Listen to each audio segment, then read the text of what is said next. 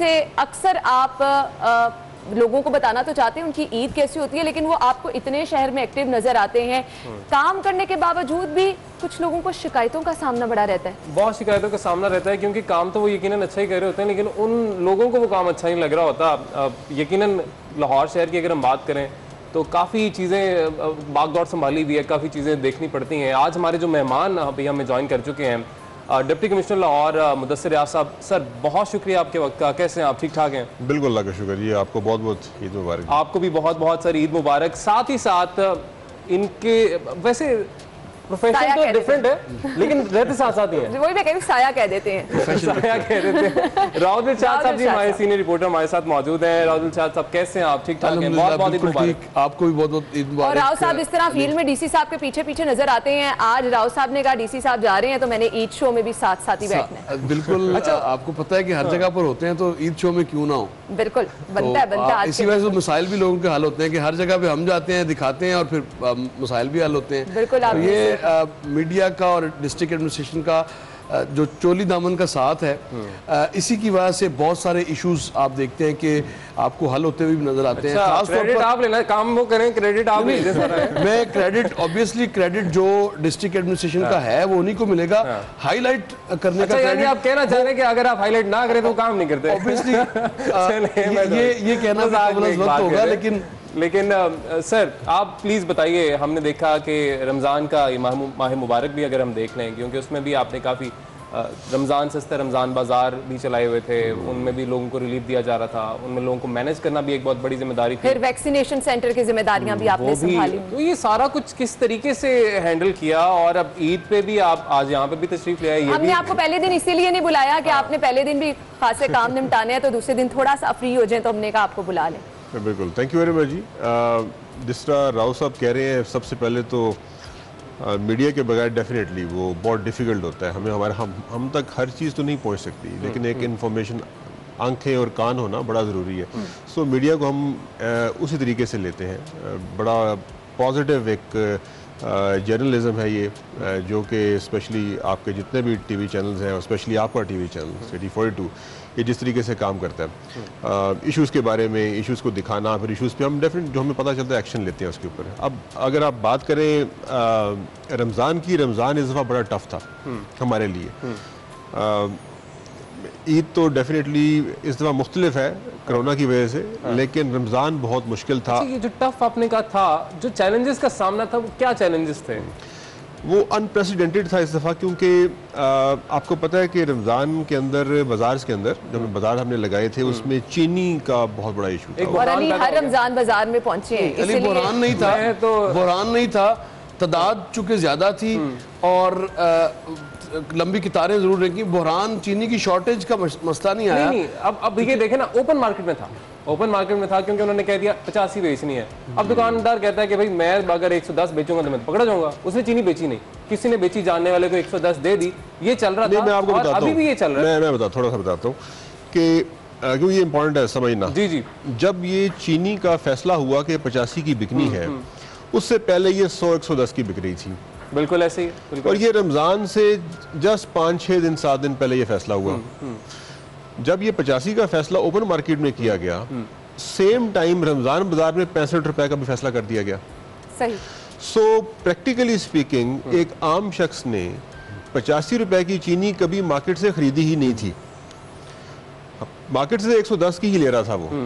लेकिन मीनवाइल रमज़ान बाजार लग गए जहां पर 65 रुपए की चीनी थी, तो डिफरेंस जो है वो तकरीबन को 45 रुपए का डिफरेंस उसको फील हुआ कि 45 नहीं ये संभाला गया सीरियसली। हाँ, ये इसलिए बता रहा हूँ कि 45 रुपीज का डिफरेंस उसको रमजान बाजार से सब्सिडी की फॉर्म मिल रहा था। रश बहुत बड़ा। अब मैं आपसे शेयर करता हूँ 27 दिनों के अंदर जो टोटल फुटफॉल है हमारा, जितने लोग आए रमजान बाजार में, 64 लाख लोग हैं। 64 लाख लोग रमजान बाजार में 27 दिनों में, और उनमें से मैक्सिमम चीनी खरीदने ही आए। और 7000 मैट्रिक टन हमने 70 लाख किलोग्राम चीनी हमने बेची है वहां पर। सिर्फ 35 लाख लोगों ने चीनी खरीदी है उसके अंदर से। तो ये बहुत बड़ा ऑपरेशन था, बहुत मुश्किल हालात थे, टफ था, लेकिन हमारे एहलकारों ने, हमारे ADCR इसके मुकम्मल जिम्मेदार थे इसके ओवरऑल, असिस्टेंट कमिश्नर मेरे सारे टाउन के लोग, मेरे सारे वेस्ट मैनेजमेंट कंपनी के लोग, सिविल डिफेंस के लोग, मार्केट कमेटी के लोग, बहुत बड़ा पुलिस के एहलकार, बहुत बड़ा ऑपरेशन था और हमने सक्सेसफुली इसको किया।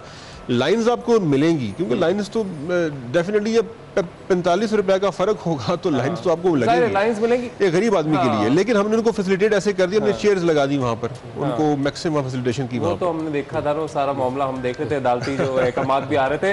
लेकिन सर मुझे यहाँ पे ये आप प्लीज बताइएगा कि हमने यकीनन कोशिश की कि हम फैसला तो कर दिया 85 रुपए किलो वाला, लेकिन ऐसा क्यों होता है कि अक्सर गवर्नमेंट की तरफ से फैसला आ जाता है लेकिन उस पर इम्प्लीमेंट करवाना थोड़ा मुश्किल हो जाता है। यहाँ पे फिर हम जिक्र करते हैं, गवर्नमेंट जिक्र करती है, ये सियासतदान जिक्र करते हैं माफियाज का।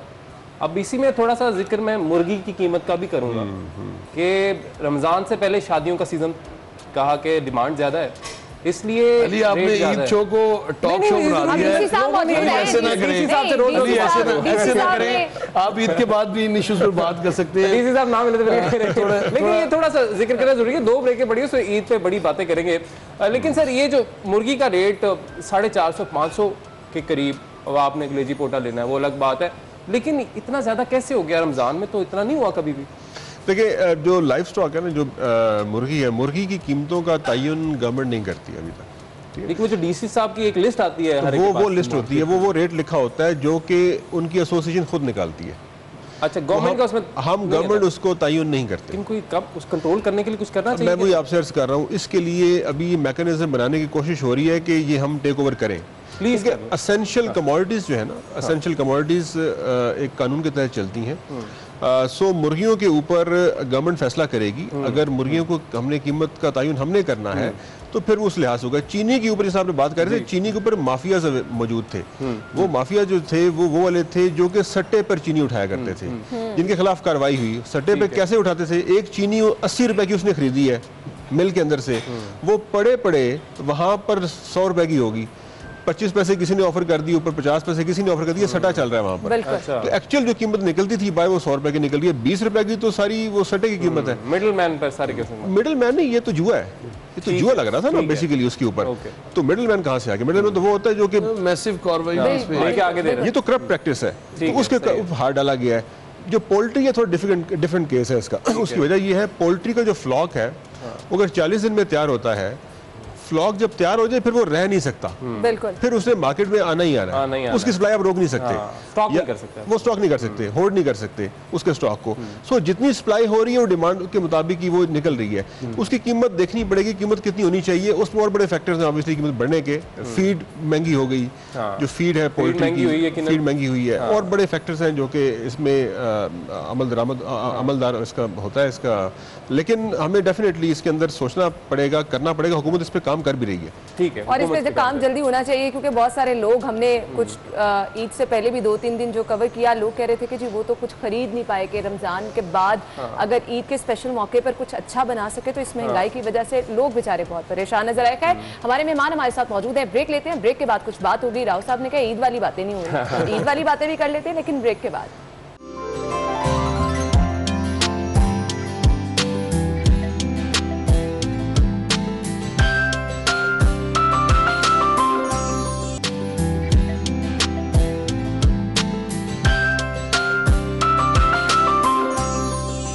ब्रेक के बाद आपको एक बार फिर से खुश आमदीद कहेंगे। ईद का मौका है, खुशियों का मौका है, खुशियां बांटने का सिलसिला जारी है, और अपने मेहमानों से भी हम जान रहे हैं कि वो ईद का ये स्पेशल दिन जो है वो किस तरह से मनाते हैं। डीसी साहब की तरफ मैं आना चाहूँगी, ईद पर स्पेशल कल के दिन का आगाज़ किस तरह से किया?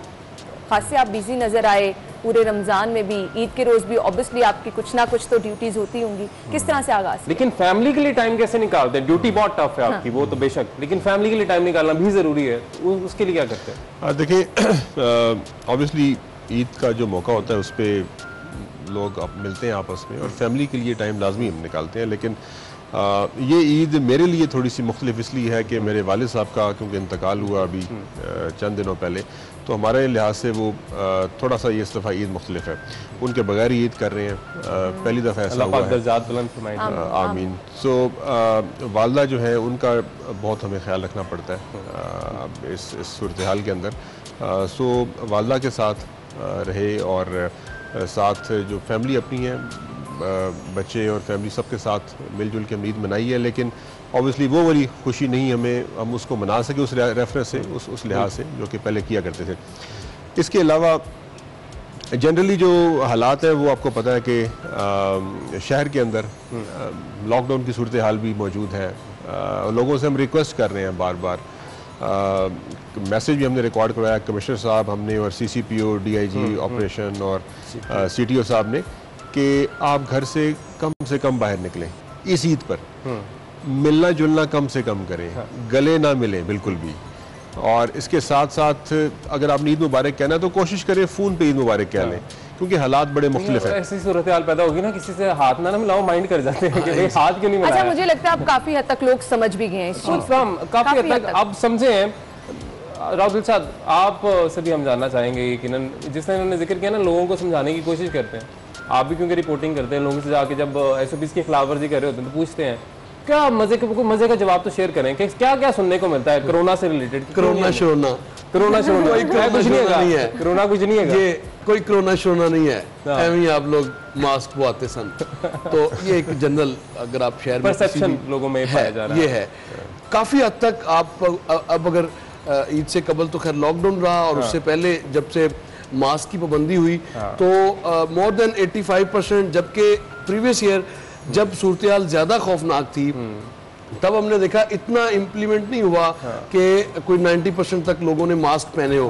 अब 85 to 90% लोगों ने मास्क पहने जरूर हैं। अच्छा, चाहे किसी को पसंद है चाहे नहीं पसंद, बल्कि इस पे बहुत ज्यादा बनी है मास्क पे के पहले पांदा सी थे बाद चो पहले साह बंद होता सी, हुन पुलिस ने फड़िया हुन नहीं होता। हाँ, तो इस तरह के मीम्स भी काफी ज्यादा अब ये डर के पहन रहे हैं, बल्कि हम पहले भी बात इसका जिक्र कर रहे थे और कि पहली वेव हमने देखी, सेकंड वेव देखी, हमने देखा लोगों ने खुद से तो नहीं किया, हुकूमत तो समझा और अल्लाह का ये अल्लाह का अली शुक्र है कि हमसाया मुल्क की तरह की सूरत हाल यहाँ पर नहीं बनी। और अभी भी खैर ये जाके इसकी जो इंटेंसिटी है वो कम जुलाई में होनी है जब हबस, प्रीवियस ईयर भी हमने देखा कि हब्स के दिनों में इसका ये नीचे आए पॉजिटिव केसेस की रेशियो, फिर हमने जलसे और ऑब्वियसली जलसे शुरू हुए, फिर उसके बाद इलेक्शन भी होते रहे और फिर लॉन्ग मार्च की बातें आपने और फिर हम हाथ ही नहीं आए, फिर हम दोबारा कॉमिक क्रिएटर्स को बुलाया गया तो मास्क किसको पहना है ये इस पर बात हो रही थी कि सब लोगों ने पहने हुए।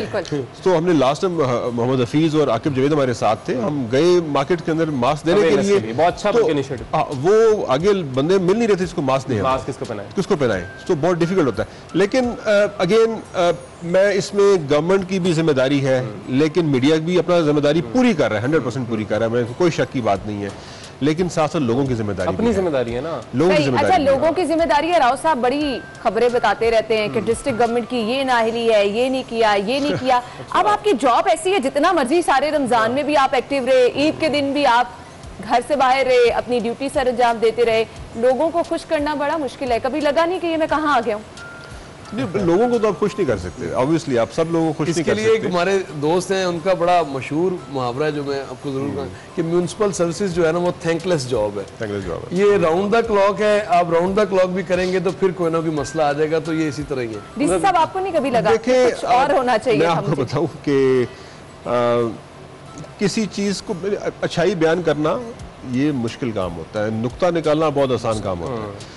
तो अब इतने इश्यूज हैं हमारे लाहौर, देखें ना 1.5 करोड़ की आबादी है, इतने इश्यूज हैं, इतने प्रॉब्लम्स हैं, आप अगर नुक्ते निकालने पे हैं तो यहाँ पर हजारों के आप लाखों महीनों लगे रहे, नुक्ते निकलते जाएंगे। अगर आप पॉजिटिव साइड दिखाना है वो भी आप दिखा सकते हैं।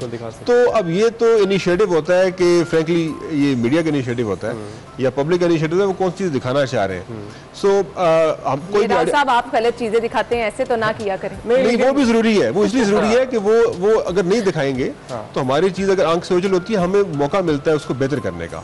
ये पॉजिटिव एक क्रिटिसिज्म होता है जो कि होना चाहिए, बड़ा जरूरी है, उसके बगैर हम भी मुकम्मल तौर पे काम नहीं कर सकते। देखिए अगर पाकिस्तान के एडमिनिस्ट्रेटिव यूनिट की अगर बात करेंगे तो लाहौर सबसे बड़ा यूनिट है। आपके जेहन में आएगा कराची है, लेकिन कराची में 5 डिस्ट्रिक्ट्स हैं, तो वो 5 यूनिट्स हैं। एक कराची 5 यूनिट्स में उनको एडमिनिस्ट्रेटिवली किया गया है।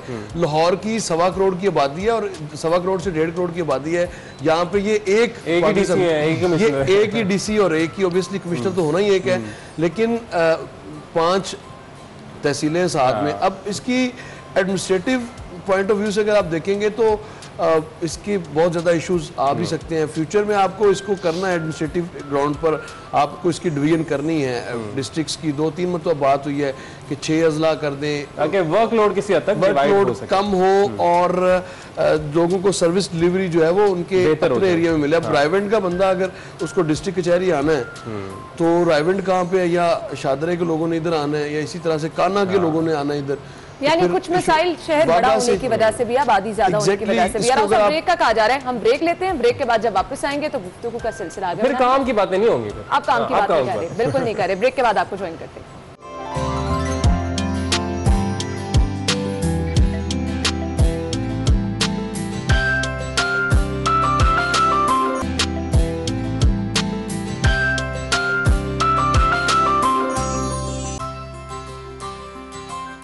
ब्रेक के बाद आपको एक बार फिर से खुश आमदीद कहेंगे। अली डीसी साहब आज माशाल्लाह से बहुत अच्छे लग रहे हैं माशाल्लाह। अच्छा, मैं एक चीज नोट कर रहा था, बस ये इन्वर्स हो गया थोड़ा सा कि उन्होंने वेस्ट कोट उस रंग के पहन लिया है, सलवार में दूसरे। ये बिल्कुल आपने सही कहा, बिल्कुल आपने सही कहा। इत्तेफाक है और इसकी अगर आपको इनसाइड पता चल जाए तो आप हैरान होंगे। अच्छा, यानी प्लान करके नहीं हुआ, फिर भी अंदर कोई कहानी है। बिल्कुल प्लान नहीं है, ये महज इत्तेफाक है। सही डीसी साहब के कपड़ों के हवाले से लेकिन ना अक्सर चमकोइयां रहती हैं, बातें रहती हैं। ये मैं ख्याल है राउत शाह साहब को ज्यादा बेहतर पता होंगे, लेकिन हम इनसे आज खुद जानेंगे। क्यों लोग ये कहते हैं कि आप बड़े सादा रहते हैं, सिर्फ सर्दियों में आप ग्रीन जैकेट में नजर आए, एक शलवार कमीज में, ये क्या सादगी है? फिर डीसी हो और एक ही ड्रेस हो, वेल ड्रेस ना हो, जिस तरह कमिश्नर साहब को देखे, कफ भी जो है उस पे नाम होना चाहिए, अंदर जेब में भी नाम होना चाहिए, लेकिन आप कमिश्नर साहब से भी हमने पूछना है वैसे। देखिए, जो मैं जब से भी सर्विस में आया हूँ तो मैं इसी तरीके से ज़्यादातर आप मुझे इसी शलवार कमीज में देखेंगे, ये जो मैंने पहनी हुई है, ये ब्लू कलर की। आज ईद के दिन भी ये शलवार कमीज पहनी हुई है। यानी आप बाय नेचर ही सिंपल। और अगर मैं जैकेट आप बता रहे थे, वो एक आध जैकेट वही होती है वो पहनता हूँ।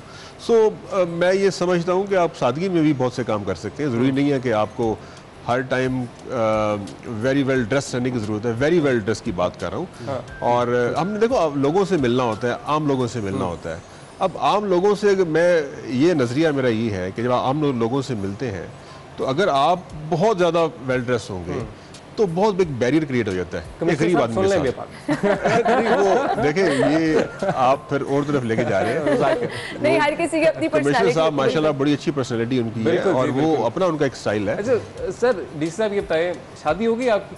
ये होनी है शादी होगी आप? जी जी बिल्कुल। लग नहीं रहा आपको? शादी तो वाइफ भी ऐसी सादा है या उनके नखरे देखने पड़ते हैं और वो सारा उनका वैसे ही है जितना बाकी खवातीन का? वाइफ तो सबके नखरे आपको उठाने पड़ते हैं। अच्छा। वो तो उसके बाद आप रह नहीं सकते। अली आपको जल्दी पता चल जाएगा। अच्छा, हाँ मुझे तो पता नहीं कब पता चलेगा, लेकिन चल जाएगा। ये तो लॉकडाउन में कौन सा लोग बाजार है, लॉकडाउन में भी शादियां चल रही हैं। नहीं, ये तो यूनिवर्सल ट्रूथ है। ये तो यानी कि आप अगर अपनी बीवी के नखरे ना उठाएं या ना उठा सकें फिर आपने या शादी नहीं की हुई या फिर आप शादी काबिल नहीं है।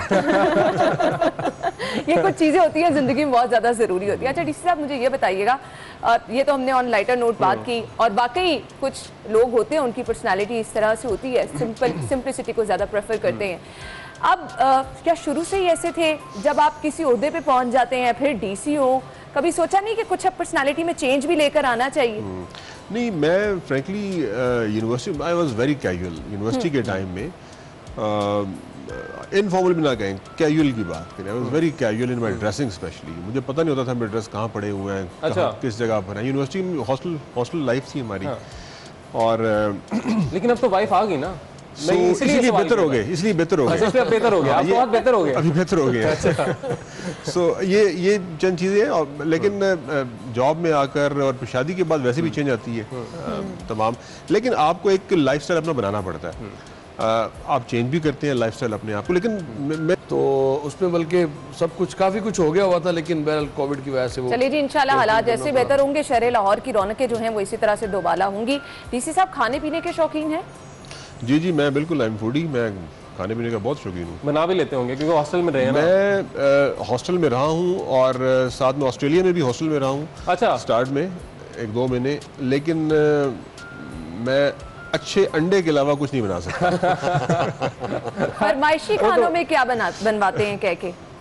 लेकिन मुझे घर में पसंद है यूजली मुर्ग पुलाव, मैं बहुत शौक से खाता हूँ। बाकी मैं हर चीज़ ही खा लेता हूँ, लेकिन जो अगर आप स्पेशल लगे कोई चीज़ कहेंगे तो मुर्ग पुलाव। अब पता चले किसी को गाँव में ना डीसी साहब के लिए पुलाव आ रहा है। डीसी साहब के पुलाव गए बड़े मजे का। सही। राव साहब, आप खाने पीने में क्या खाते हैं? अल्लाह का शुक्र है, जो मिल जाए खा लेते लाहौरी है ना, हैं। बस। सभी कुछ पसंद है, लेकिन मतलब आलू गोश्त हो तो जरा ज्यादा आलू गोश्त होना चाहिए। सही। तो ज्यादा आलू गोश्त हो, वैसे सारा कुछ खा लेते हैं, लेकिन आलू गोश्त हो तो ज्यादा अच्छी तरह खा लेते हैं। सही, वो ज्यादा अच्छी तरह खा लेते हैं। डीसी साहब, जाते जाते कोई मैसेज देना चाहें आप देखने वालों को? लेकिन एक तो सबको बहुत बहुत ईद मुबारक मेरी तरफ से, पूरे तमाम मुस्लिम वर्ल्ड को। मैं मैसेज आज के रेफरेंस से सिर्फ क्योंकि कोविड की बात चल रही है, मैं लोगों से रिक्वेस्ट करता हूँ, हमने पहले भी रिक्वेस्ट करते रहे हैं कि हम जो दिन रात निकलते हैं, और आप लोग भी हमारे साथ मिलके, हम आप लोगों के लिए निकलते हैं, और आप लोगों के लिए इसलिए निकलते हैं कि आप लोगों को बीमारी से बचाया जा सके। हम आपको अवेयरनेस जनरेट करने की कोशिश करते हैं, कोशिश ये करते हैं कि इस जो मुश्किल फेज़ है पैंडेमिक से हम बाहर निकल आएँ। तो मेरी रिक्वेस्ट ये है आपसे कि जब भी बाहर निकलें मास्क ज़रूर पहने और सोशल डिस्टेंसिंग का ख्याल ज़रूर रखें, और ईद के मौके पे ख़ास तौर पे कम से कम बाहर निकले। अगर ईद मुबारक आपने कहना तो फ़ोन पे आप कह सकते हैं, ये मेरी रिक्वेस्ट है सबसे। और अब तो इतना ज़बरदस्त है, वीडियो कॉल करें आप किसी को, आपको जाने की ज़रूरत ही नहीं पड़ती। बिल्कुल जी। और जिस तरह से पहले भी हम जिक्र कर रहे थे, डीसी साहब ने भी कहा कि मईशत का पहिया चलता रहे और इसीलिए कारोबार को भी बहाल रखा जाता है। लेकिन अगर आप चाहते हैं कि कारोबार भी चलता रहे, आपका नुकसान भी ना हो, पाकिस्तान का नुकसान ना हो, तो बस SOPs पर अमल कर लें, बाकी सब कुछ इंशाल्लाह चलता रहेगा। ले जी, बहुत शुक्रिया आप दोनों का एक दफ़ा फिर से। एक ब्रेक लेनी है जी, हमारी ट्रांसमिशन का सिलसिला तो जारी है।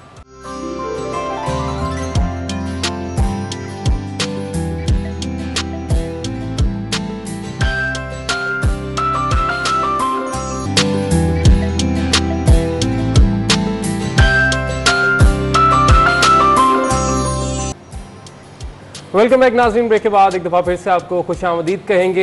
ईद तजदीद यानी इस दफ़ा ईद एक नए अंदाज में मना रहे हैं, मुख्तलिफ अंदाज में। इस तरह से है क्योंकि हमें एहतियात करनी है, घर पे रहना है, तो हमने सोचा क्यों ना आपके लिए फिर एक सामान भी होना चाहिए, एंटरटेनमेंट का सामान, तो वही लेकर हम आपकी खिदमत में हाजिर हैं। घर में आपकी ईद हम स्पेशल बना रहे हैं, अपने मेहमानों से आपको मिलवा रहे हैं। और अब जिस मेहमान से हम आपको मिलवाने वाले हैं, आपने पूरा रमज़ान उनको बहुत ज़्यादा बिजी भी देखा। आपने देखा किस तरह से वो शहर में खास तौर पर कोविड के हवाले से जो हालात बेहतर करने में सबसे ज़्यादा किरदार रहा हमारे मेहमान का ही रहा। आप समझ भी चुके होंगे मैं किन का जिक्र कर रही हूँ। तो हम ज़्यादा लेट नहीं करते, अपने मेहमान की तरफ चलते हैं, तारुफ करवाते हैं। हमारे साथ कमिश्नर लाहौर साहब मौजूद हैं और कैप्टन उस्मान को आप लोग सभी जानते भी हैं। सिटी 42 की स्क्रीन पर आपने खासा पूरे रमज़ान उनको एक्टिव भी देखा है।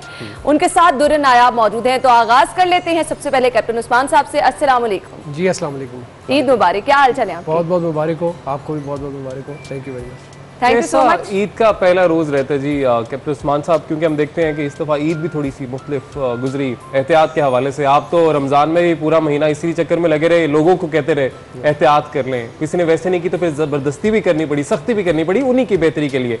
तो ईद का पहला रोज़ कैसा था? ईद हमारी इंसिडेंटली ऑफिशियल सी गुजरती है। हमारे बहुत सारे लोग जो हैं वो मुख्तलिफ जगहों पर ड्यूटीज़ पर होते हैं, तो कोशिश करते हैं कि जब हम ईद गुजारें तो थोड़ा वक्त उन लोगों के साथ भी गुजारें। बहुत सारे लोग हैं जो हमारे शहर को साफ़ रखने के लिए हमारी सिक्योरिटी पर मामूर होते हैं, और कोविड की जब से सूरत हाल स्टार्ट हुई है तो बहुत सारे लोग हमारी कोविड में भी हमारी मदद कर रहे हैं। तो उन लोगों के साथ ईद गुजारते हैं, ज़्यादा टाइम उन लोगों के साथ गुजरता है, तो इसलिए तकरीबन ऑफिशियल सी ईद हो जाती है।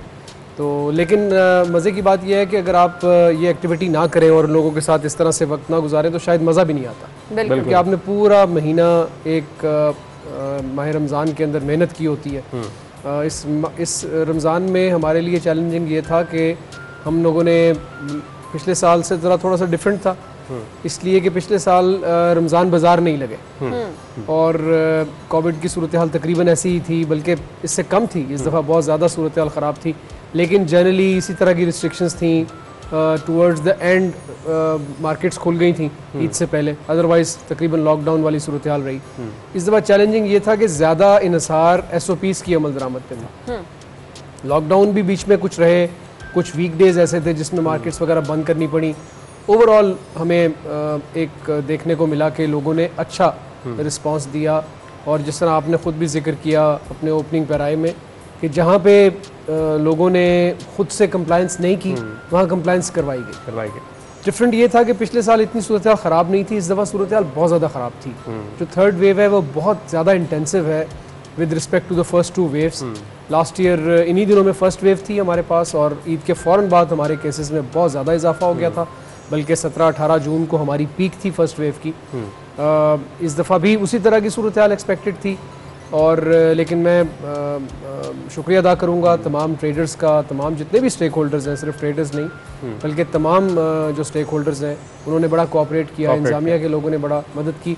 अभी it is too early to be celebrating, but अल्हम्दुलिल्लाह पिछले 1 माह से अगर हम सूरत हाल को कंपेयर करें तो उसमें काफ़ी बेहतरी आई है।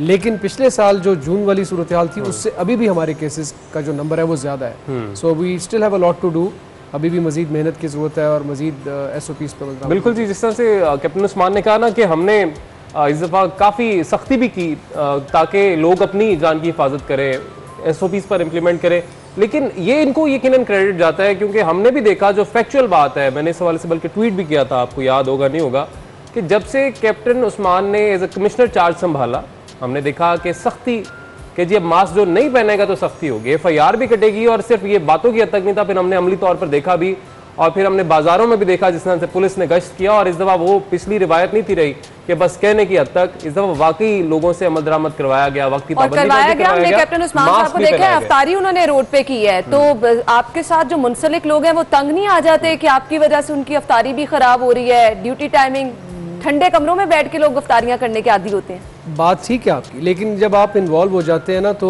लोग इंजॉय करते हैं। अगर आप भी देखें, अगर आप अपने काम को अच्छी इंटेंशन के साथ करेंगे, इन्वॉल्व होकर करेंगे तो मज़ा आएगा। इंतज़ामिया के अंदर जितने भी हमारे लोग हैं उनको हम इनकरेज करते हैं कि वो अपने काम को ड्यूटी समझ के नहीं बल्कि अपना ज़ाती काम समझ के करें। थोड़ा सा शुरू में डिफरेंट लगता है आपको, लेकिन इनवेरिएबली मैं आपको बताऊँ कि पूरा का पूरा रमज़ान हम लोगों ने आखिरी दिनों में ख़ास तौर पे पिछले 2 वीक्स जो थे हमारे, वो फ्लैग मार्चेस गुजरे। लाहौर पुलिस, हमारे जो लॉ इन्फोर्समेंट एजेंसीज हैं वो हम लोग साथ होते थे, मज़ा आता था। बल्कि एक आध दिन शायद हमने सोचा कि आज हम किसी वजह से हम थोड़ा लेट हो गए, उस दिन हमारी कोई मीटिंग्स थी जिसकी वजह से हम काफ़ी लेट हो गए, तो वी थॉट कि हमारे पास विंडो बहुत थोड़ी बची है, फ्लैग मार्च शायद आज नहीं कर सकेंगे। लेकिन सबका यूनानिमस डिसीजन ये था कि हमने मिस नहीं करना है, करना ज़रूर है। छोटा कर लेंगे क्योंकि टाइम कम रह गया, और फिर सम टाइम्स बल्कि मोस्ट ऑफ द टाइम अफ्तारी उन्हीं लोगों के साथ होती थी, बड़ा मजा आता था, वो लोग भी इंजॉय करते थे, हम लोग भी बिल्कुल। हमने अपने नाजरीन को दिखाया भी। दुरे नायाब, आपकी भी दौड़ें उतनी लगती हैं जितना कैप्टन उस्मान साहब बिजी रहते हैं। अब इनकी एनर्जी लेवल तो ये राज तो ये आज हमें पूछना है मेरी तरफ से, क्योंकि इनकी कोई एक्स्ट्रा एनर्जी है। वो सुपरमैन और हिटमैन वाली एनर्जी थी जो बच्चे ड्रीमाइज करते हैं कि जी ये पता नहीं क्या हो जाएगा, तो इनकी तो एनर्जी लेवल वो है। लेकिन प्रॉब्लम पता है क्या है, उस्मान साहब ने सबसे पहले खुद सारे अमल किए, मास्क पहले खुद चढ़ाया, उसके बाद बाजार में निकले तो मेरा ख्याल इन्होंने कोई शॉपिंग इस तरह से बाजारों में नहीं गए, अपने कोई चीज़ खरीदी नहीं होगी जितना मैं इनको जानता हूँ, बड़ा पुराना। तो सबसे पहले इम्प्लीमेंटेशन खुद की, फिर वैक्सीनेशन, एक मिसाल सेट की कि आप सरकार पे बोझ ना बने, अगर आप 8,000-12,000 रुपये खर्च कर सकते हैं तो प्राइवेटली वैक्सीनेशन करा लें जाके, अल्लाह ताला ने आपको इज्जत मकाम दिया है, अच्छी रिवायत रखी, मैंने इनकी तारीफ भी बड़ी उस हवाले से की।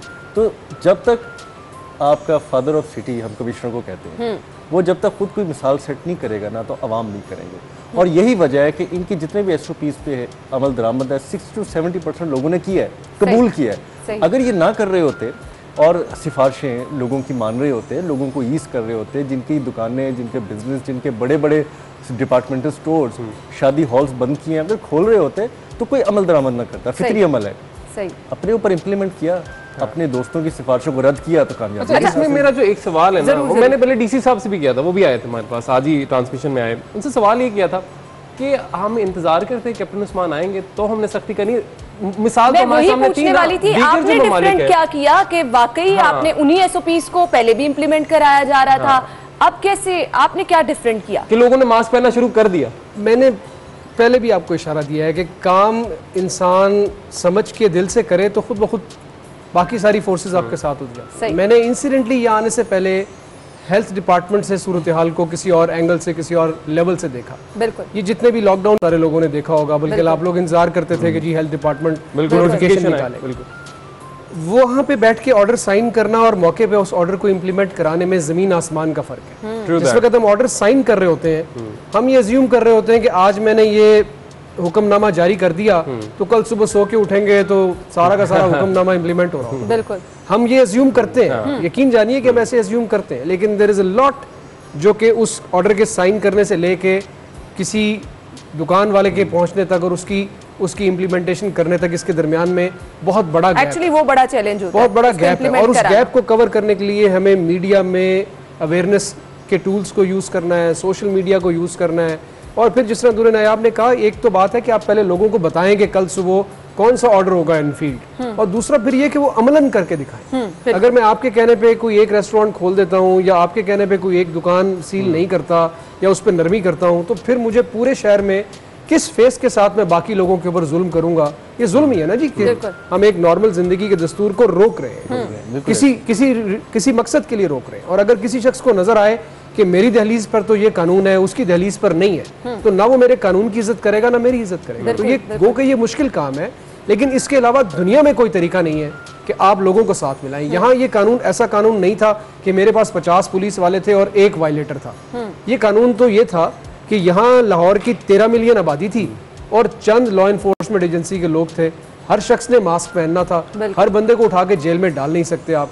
मैं मास्क नहीं पहनूंगा तो लोगों से कैसे कहूंगा कि आप मास्क पहनो? बिल्कुल। तो आप आज अल्हम्दुलिल्लाह लाहौर दुनिया के चंद शहरों में से एक शहर होगा, मैं ये बात क्लेम नहीं करता, हमारा मीडिया ये बात कहता है, जहां आपको जनरली लोग मास्क पहने हुए नजर आते हैं। इक्का दुक्का आपको वायलेशन मिलती है, जब जाते हैं पास उसको पकड़ने के लिए तो जेब से मास्क निकाल लेता है और कहता है जी वो वजू करने के लिए या पानी पीने के लिए, इस तरह। तो एक आपको, और उसकी वजह सिर्फ ये हुई कि हमने सख्ती की, हमने ये मैसेज कन्वे किया। हम कह तो तकरीबन पिछले 1 साल से रहे थे। इंसिडेंटली पाकिस्तान में not less than the prime minister has been advocating के मास्क पहने हर कोई एक स्टेज आई जब हमें ये लगा कि अब इस मास्क के लिए सख्ती करनी पड़ेगी। जब पहली दफा हमने कहा कि हम मास्क नहीं पहनोगे जेल डालेंगे, तो लोगों ने कहा यार ये क्या मजाक है, ऐसे कैसे होगा कि ये 10 रुपए के मास्क के लिए किसी को जेल डाल देंगे। हमारे पास और कोई चारा नहीं था। लेकिन आप ये जानिए, ये बल्कि आप लोग इस बात को एक्नॉलेज करेंगे कि जिस दिन हमने ये फैसला किया जेल में डालने का और चंद और लोगों को FIR की, उसके बाद अचानक आपको उसी शहर में मैंने लोगों को गाड़ियों में मास्क पहने हुए देखा है। हमने लोगों से बात की, उन्होंने कहा जी कि कोरोना शोरोना कुछ नहीं है, बस वो पकड़ के ले जाते हैं इसलिए हमने मास्क पहन लिया। तो शुक्र है, हमने कहा कि आप इसी डर से पहन लिया। ये जो बात है ना, ये अगेन एक फ्रेम में पहले भी आपके प्रोग्राम में बोल कर गया, लाइव प्रोग्राम जो उस दिन हमने रमजान ट्रांसमिशन में किया। ये जो मास्क है ना जी, पहली बात तो ये है कि ये एक मास्क है। ये कौन सा मास्क है, इस मास्क को कितनी देर के लिए पहनना है, क्या ये धो के पहना जा सकता है या ये सिर्फ 2 घंटे के लिए है, ये कौन सी इन्वायरमेंट के लिए है, क्या ये बस अड्डे के लिए है, क्या ये अस्पताल के लिए है, क्या ये इस तरह के स्टूडियो के लिए है, ये चीजें लोगों को नहीं पता। बट द फैक्ट कि मैं ये मास्क पहनूंगा कम से कम मुझे इस बात का एहसास जरूर दिलाता है कि बाहर शायद कोई वबा है जो मुझे ये मास्क बचा लेगा। वो चंद % जरूर आपको प्रोटेक्ट करेगा। फिर ये जो सोच है, मैंने जब मास्क पहना होगा तो मुझे कोई शख्स हाथ नहीं मिलाएगा, मुझे गले नहीं लगेगा, उसको पहले से अंदाजा हो जाएगा कि ये मोहतात आदमी है। बिल्कुल जी, हम इसको बिल्कुल तो खत्म नहीं कर सकते, लेकिन जितनी एहतियात या मिनिमाइज जितना कर सकते हैं वो तो हमारे हाथ में है। बिल्कुल वो हमारे हाथ में है और वो हमने करना है तो हम अपने आप को महफूज रख सकते हैं। हमारे मेहमान मौजूद है, हमारे साथ गुफ्तगू का सिलसिला आगे बढ़ाएंगे। ब्रेक का कहा जा रहा है, ब्रेक के बाद आपको ज्वाइन करते हैं, हमारे साथ रहिएगा।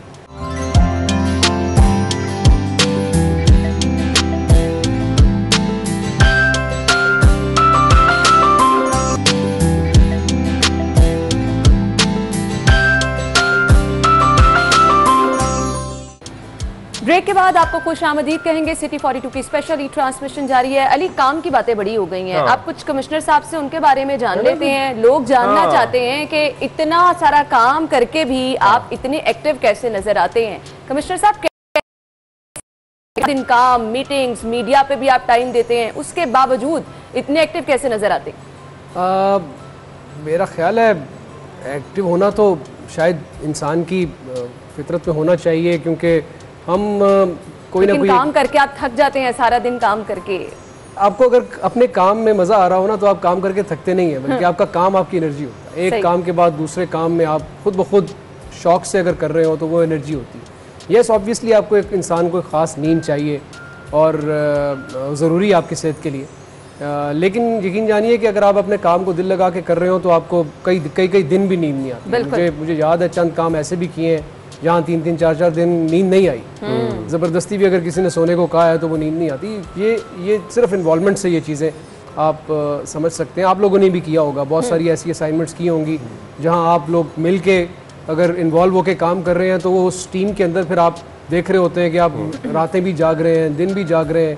एक एनर्जी खुद ब खुद एमिनेट हो रही होती है, एक दूसरे से आपको एनर्जी मिल रही होती है। तो जब आप इस तरह कोई टीम बना के काम करते हैं और जब आपको रिजल्ट्स मिलने शुरू हो जाते हैं, जिस तरह मैंने आपको बताया कि लाहौर में पिछले 1 माह से सारी की सारी लाहौर की जो एडमिनिस्ट्रेशन है, मैं इनके अक्सर जूनियर्स को सीनियर कह देता हूँ और सीनियर्स को मतलब कि सुपर सीनियर कह देता हूँ। अच्छा, तो इनके ब्यूरोक्रेट्स जो आगे पीछे कोर्ट बैचमेट्स है ना, वो मुझसे अक्सर नाराज रहते हैं। फिर मुझे इनसे पूछना पड़ता है कि सर वो फलाना बंदा सीनियर कौन है? जूनियर सीनियर कहते यार, खुदा को कॉपी करो, वो मेरा जूनियर है। मैं तो उसको सीनियर कह दिया। तो समटाइम जब आपकी पेरेंट्स इतनी अच्छी होती है ना तो फिर ये भी आपको फायदा होता है। बिल्कुल, आपकी वो एक लोग इतनी पहचान जल्दी है। आपको जज नहीं कर सकते। हाँ, बिल्कुल आपने सही कहा। अच्छा कमिश्नर साहब, अगर आप कमिश्नर ना होते तो क्या होते? या आप ये सर्विसेज में ना होते? हाँ, इस तो सर्विस फिर में ना। आप क्या होते? नहीं, पहली वाली हज़फ करें कि इस सर्विस में आने से पहले जो आप थे, हाँ। वो भी हमारी पाकिस्तान की बिल्कुल। 90% लोगों की बिल्कुल। आइडियलिज्म है। बिल्कुल। ख्वाहिश होती है कि फौज में जाऊं, मैं बिल्कुल, आर्मी बिल्कुल, की बिल्कुल। यूनिफॉर्म पहनूं, उसको हज़फ कर दें कि दोनों हज़फ कर दें। दो ये हज़फ हो गए ना, अन्ना होते अब तो बताइए क्या? अब क्या होते हैं? आई डोंट नो, मेरा ये ख्याल है कि जब मैं एक बचपन का ख्वाब होता है ना? आम जितने बच्चे ग्रो करते हैं ना हमारी सोसाइटी में, तो सबसे पहले तो वो पायलट बनते हैं, उसके बाद फिर वो डॉक्टर बनते हैं या इंजीनियर बनते हैं, क्योंकि ये वो प्रोफेशंस होते हैं जिनके साथ बचपना आप एसोसिएट करते हैं। तो यकीनन बचपन में जहाज़ छत के ऊपर से जब गुजरा होगा तो कई दफ़ा कहा होगा कि मैंने पायलट बनना है। जब मैं थोड़ा सा अपनी मैट्रिक और एफएससी के लेवल पे था तो उस वक्त मुझे ये था कि मैं कम से कम मेडिकल साइंस का स्टूडेंट नहीं हूँ, या मेरा शायद वो नैग नहीं है, तो मैं शायद इंजीनियरिंग की साइड पे ज़्यादा मेरा शुगल था। Mathematics was my favourite subject. Okay. और लेकिन आर्मी में जाने के बारे में उस वक्त भी मेरा एम्बिशन नहीं था, और मेरा ये ख्याल था कि मैं इंजीनियरिंग की साइड पे जाऊंगा। बट इंसिडेंटली उन्हीं दिनों में बाय स्ट्रोक ऑफ लक कह लें, या मेरे एक मामू हैं, उन्होंने मुझे इन्फ्लुएंस किया और बल्कि मुझे गाइड किया कि तुम्हें आर्मी के लिए अप्लाई करना चाहिए। तो सबसे पहले मैंने एयरफोर्स के लिए अप्लाई किया, और उसी दौरान साथ ही साथ आर्मी का भी सिलेक्शन चल रही थी, प्रोसेस चल रहा था, तो मैंने आर्मी के लिए भी अप्लाई कर लिया। तो इंसिडेंटली मैं आर्मी में चला गया, वरना शायद अगर मैं आर्मी में ना होता तो प्रॉबेबली मेरा एम्बिशन जो था लाइफ में वो तो इंजीनियर बनने का था।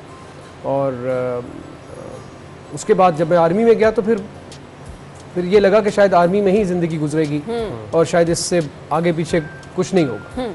बट इंसिडेंटली अल्लाह ताला को जैसे मंजूर होता है, मेरी सिविल सर्विसेज में इंडक्शन हो गई। बिल्कुल। तो जब मैं आ रहा था सिविल सर्विसेज में तो मुझे ये लगता था कि शायद मैं सिर्फ और सिर्फ फ़ौज के लिए मेरी कटाई हुई है, और मैं शायद आर्मी से बाहर कहीं काम नहीं कर सकूँगा।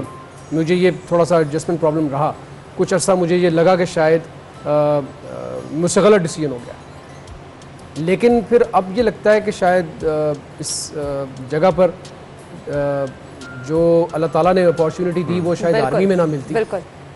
जितना प्यार लोगों से मिला हमारी सर्विस के अंदर, ये खुशनसीब लोगों को मिलता है कि आपको लोग इज़्ज़त भी करते हों और आपकी एक पर्टिकुलर रेपुटेशन भी हो।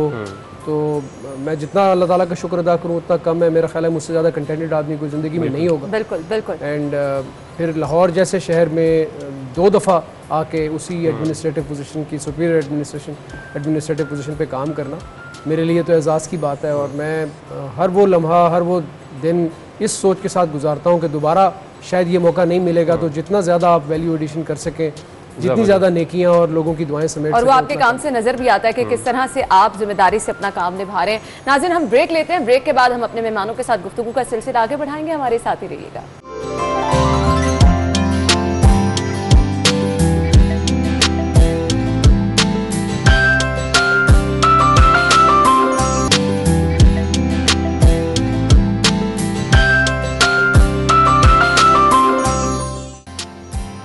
ब्रेक के बाद आपको एक बार फिर से खुशामदीद कहेंगे। हमारी स्पेशल ट्रांसमिशन जारी है। कमिश्नर साहब के साथ हम गुफ्तगू करें। कमिश्नर साहब, गुस्से में आपको बहुत कम देखा है, बड़े मुतमईन अंदाज में। जब भी कोई समटाइम ऐसा होता है कि हम सवाल भी ऐसा कर लेते हैं कि मुझे लगता है कि गुस्सा हो जाएंगे आप, लेकिन कभी भी ऐसा नहीं हुआ। नहीं, गुस्सा आता है मुझे, मेरा ख्याल है शायद आपने नहीं देखा होगा। मुझसे पूछेंगे, मैं दुल्हन आपसे पूछ लूंगी।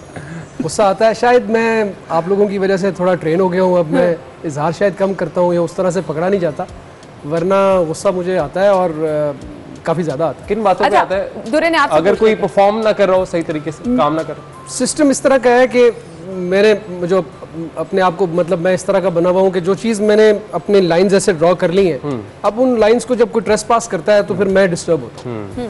और मेरा जो काम करने का स्टाइल है अपने सबॉर्डिनेट्स के साथ वो ये है कि मैं उनको स्टार ये होता है कि आप किसी को अप्रिशिएट कर रहे हैं या किसी को एडमोनिश कर रहे हैं। एडमोनिश करने के लिए या डांट है या आप उसको मिसाल के तौर पर कोई पीड़ा के तहत कोई कार्रवाई कर लें।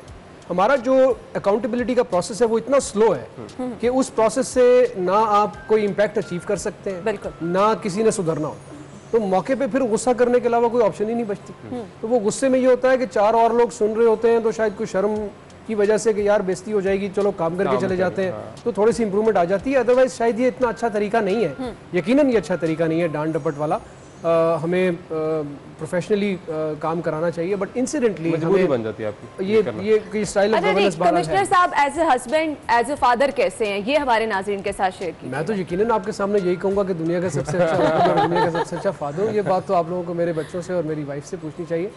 बट आई थिंक फीडबैक तो मिलता रहता होगा ना बच्चों से भी। ऑब्वियसली फीडबैक अच्छा ही मिलता है। कोई भी आपको ये नहीं कहेगा कि मैं अच्छा हस्बैंड नहीं हूँ या अच्छा फादर नहीं हूँ, बट मेरा ये ख्याल है कि मेरे बच्चों से अगर आप पूछेंगे तो वो यकीनन आपको मेरी गैर मौजूदगी नाराज होते हैं, वाइफ नाराज होती हैं जो आप हर वक्त बाहर ही रहते हैं और काम करते रहते हैं, तो घर वाले तो नाराज हो दो जाते हैं। शख्स आपस में बैठे हुए हो तो मतलब किसी न किसी बात पर नाराजगी तो हो ही नहीं, जाती आप है। ईद वाले दिन भी घर से बाहर मुझे पूरा बड़ी पूरा सपोर्ट दिन- रही है, मुझे हमेशा सपोर्ट रही है मेरी फैमिली की तरफ से।